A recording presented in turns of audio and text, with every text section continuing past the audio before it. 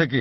আমি ব্রাহ্মণ্যবাদের একজন অনুসারী, কিন্তু আমি ইসলামের অনেক কিছুই পছন্দ করি। কিন্তু ইসলামের নিয়ম অনুসরণ করতে হলে আমাকে কি ইসলামে ধর্মান্তরিত হতে হবে, নাকি আমার ব্রাহ্মণ্যবাদের ধর্ম পালন করেই আমি ইসলামের বিভিন্ন নিয়ম অনুসরণ করতে পারবো? স্যার, আমি আপনার অনেক বক্তৃতাই দেখেছি, যেমন ইসলাম ও হিন্দু ধর্মের মধ্যে সাদৃশ্য এবং আরো অনেকগুলো। আপনার বক্তৃতা আমি খুবই পছন্দ করি। বোন খুব সুন্দর একটা প্রশ্ন করলেন।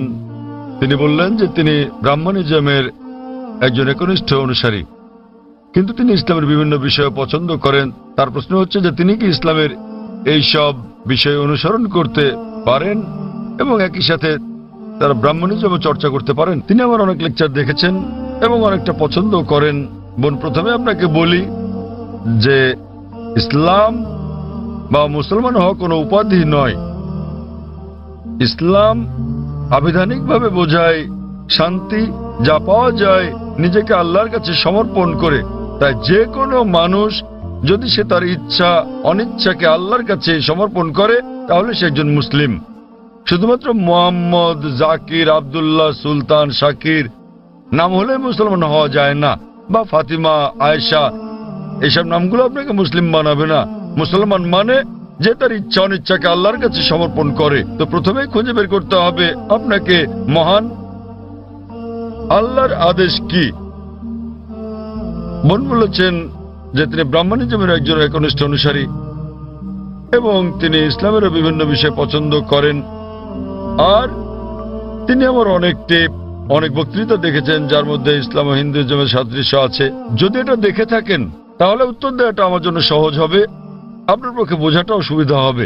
আপনি যদি দেখে থাকেন আমার হিন্দুইজম ইসলামের সাদৃশ্য নিয়ে বক্তৃতা, যেটা আমি বোধহয় প্রথম শান্তি সম্মেলন চেন্নাই দিয়েছিলাম, ইসলাম ও হিন্দু ধর্মের মধ্যে সাদৃশ্য। বোন, আপনি যদি ভেবে দেখেন, এমনকি যদি হিন্দু ধর্মের বইগুলোও পড়ে থাকেন, হিন্দু ধর্মগ্রন্থগুলো বলে যে নিজের ইচ্ছাকে ঈশ্বরের কাছে সমর্পণ করবেন। কিন্তু আমি যেটা বললাম যে সময়ের সাথে সাথে পূর্বের সকল ধর্মগ্রন্থ আগের মতো অবিকৃত অবস্থায় নেই। সেগুলো বিকৃতি এসেছে, জালিয়াতি হয়েছে, দুর্নীতি ঘটেছে। বেশিরভাগ পণ্ডিতগণই এই ধর্মগুলোর বিষয়ে, হোক সেটা হিন্দুইজম অথবা হোক খ্রিস্টানিজম অথবা ইহুদি ধর্ম, তারা একমত যে তাদের ধর্মগ্রন্থগুলো অবিকৃত রূপে সংরক্ষিত নেই। আর আপনি যদি আমার বক্তৃতা শুনে থাকেন, আমি শুরুতে যা বলেছিলাম, মহাভারত একটা গল্প যা অর্জুনের পিতামহ কর্তৃক বর্ণিত। এতে আছে ৮,০০০ শ্লোক। এরপর সময়ের সাথে সাথে পরিবর্তিত হতে হতে এতে চলে এলো ২৪,০০০ শ্লোক। এখন এর মধ্যে আছে ১,০০,০০০ বেশি শ্লোক। এটি কার কথা? মহাভারতের পণ্ডিতগণের। তো সময়ের সাথে সাথে সেগুলোতে হস্তক্ষেপ হয়েছে, তথ্য বিকৃতি ঘটেছে, কিন্তু তা সত্ত্বেও এরকম পরিবর্তনের পরও সবগুলো ধর্মগ্রন্থেই সর্বশক্তিমান ঈশ্বরের বাণী অবশিষ্ট রয়েছে। এবং আপনি যদি আমার বক্তৃতা শুনে থাকেন, সকল ধর্মের মূল কথা হচ্ছে সর্বশক্তিমান ঈশ্বর একজনই। তার কোনো মূর্তি নেই, তার কোনো ছবি নেই।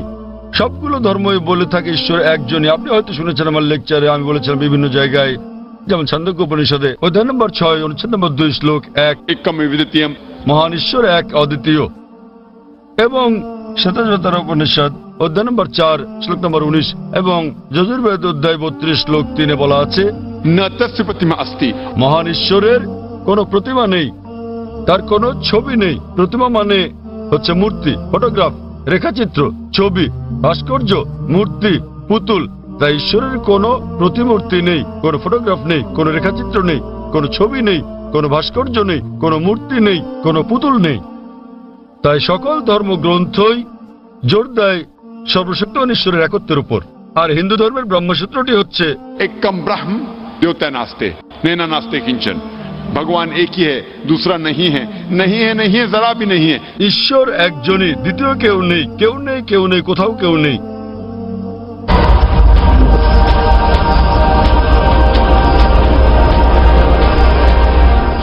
এবার আসি মূল প্রশ্নে, যা হলো একজন কট্টর ব্রাহ্মণ হয়েও আপনি ইসলামের শিক্ষা অনুসরণ করতে পারবেন কিনা।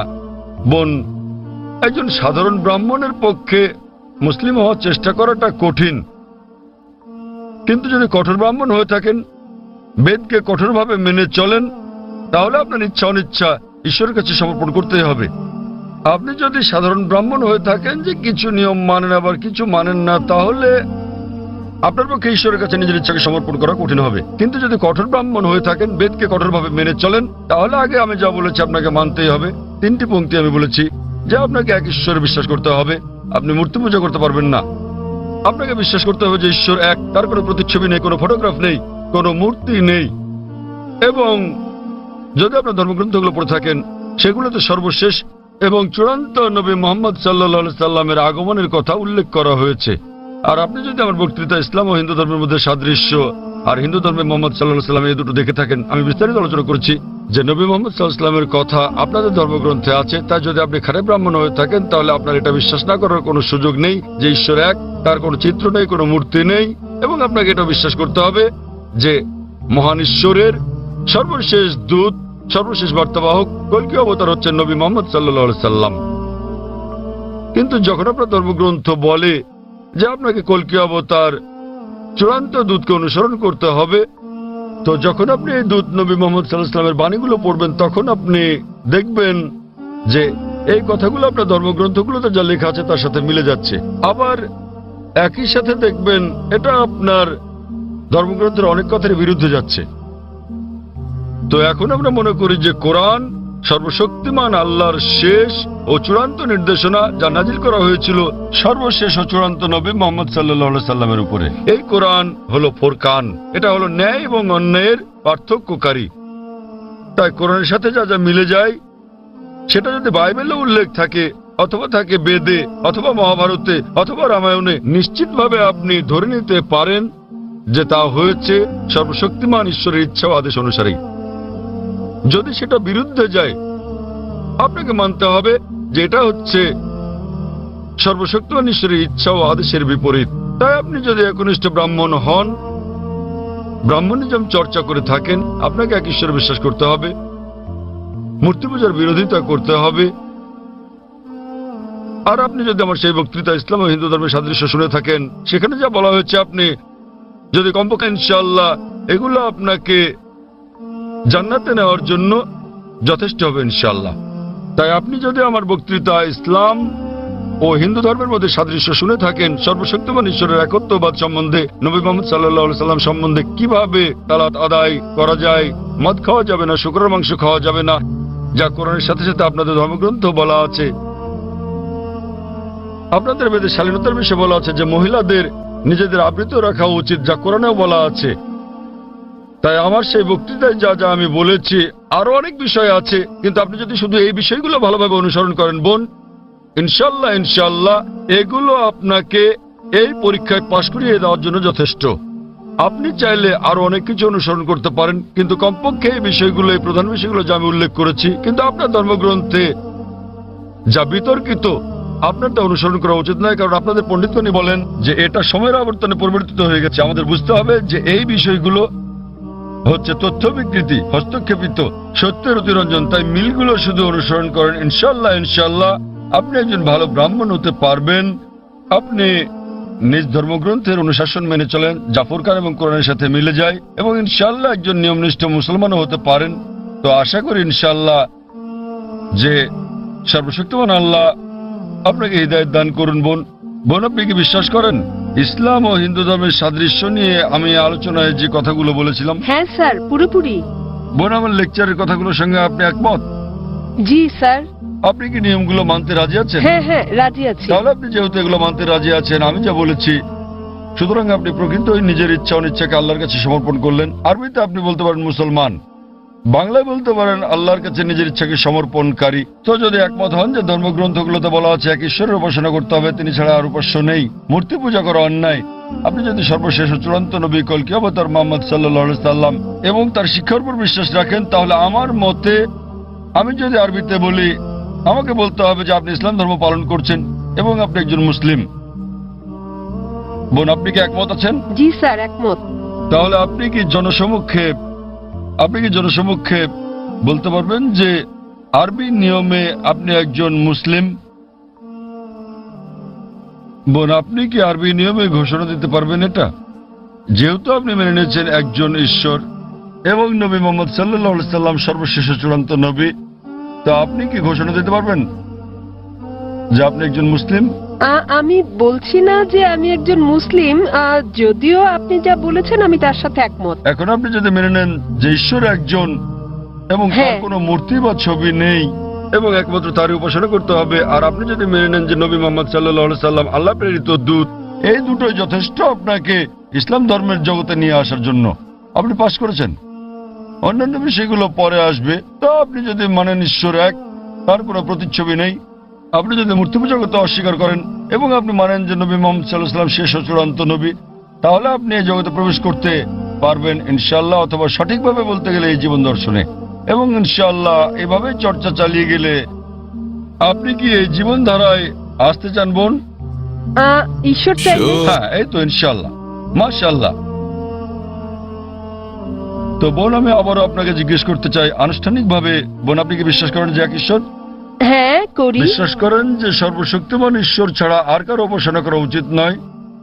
হ্যাঁ হ্যাঁ। আপনি কি একমত যে মূর্তি পূজা ঠিক নয়? পুরোপুরি না হলেও কিছুটা একমত। না, দেখলেন তো, পুরোপুরি না কিছুটা, এটাই বলতে পারছেন না। আপনি এটা বলতে পারেন না যে কেকটা খেতে চাই, পেতে চাই। মূর্তি পূজা করা সঠিক নয়, নতুবা সঠিক। এর মানে ঈশ্বরের কাছে প্রার্থনার জন্য আপনার মূর্তি পূজার সাহায্য নিতে হবে না, কোনো মূর্তি পূজা করতে হবে না। আপনি কি মানেন যে ঈশ্বরের কোনো প্রতিরূপ নেই? হ্যাঁ আচ্ছা, আপনি মানেন, এর মানে আপনি বলছেন ঈশ্বরের কোনো প্রতিমূর্তি নেই। হ্যাঁ। ঠিক আছে, আপনি কি মানেন যে নবী মোহাম্মদ সাল্লাল্লাহু আলাইহি সাল্লাম সর্বশেষ চূড়ান্ত নবী? আমি আসলে এইটুকু পর্যন্ত ভালো করে জানি না, কিন্তু অন্যগুলো আপনি যা বলেছেন আমি মানছি, কিন্তু আমি আসলেই সর্বশেষ বিষয়গুলো জানি না। আপনি কি মানেন যে তিনি আল্লাহ প্রেরিত দূত? হ্যাঁ মানি। আপনি মানেন তিনি আল্লাহর দূত? হ্যাঁ। চমৎকার, চর্চাটাই আসল। একজন নির্ভেজাল মুসলিম হওয়া সহজ কথা নয়, আমরাও চেষ্টা করছি। তো বোন, আমি যদি বলি আপনি কি আমার সাথে কালিমায়ে শাহাদা পাঠ করবেন? আপনি কি শাহাদাত পাঠ করবেন, যা আসলে আরবিতে একটা ঘোষণা, ওই একই কথা যা আমি বলেছি যে আল্লাহ ছাড়া কোনো প্রভু নেই আর নবী মোহাম্মদ সাল্লাল্লাহু আলাইহি সাল্লাম তার দূত? আরবিতে এটা বলতে চান? হ্যাঁ স্যার, বেশ, অবশ্যই। আমি আরবিতে বলবো, আপনি আমার সাথে সাথে বলবেন, আর পরে এটার অনুবাদও বলবো। ঠিক আছে। अशहदु अशहदु अल्लाह अल्लाह इलाहा इलाहा इल्लल्लाह इल्लल्लाह व अशहदु व अशहदु अन्ना अन्ना मुहम्मदन मुहम्मदन अब्दुहु अब्दुहु व रसूलुहु। व रसूलुहु। আমি সাক্ষ্য দিচ্ছি,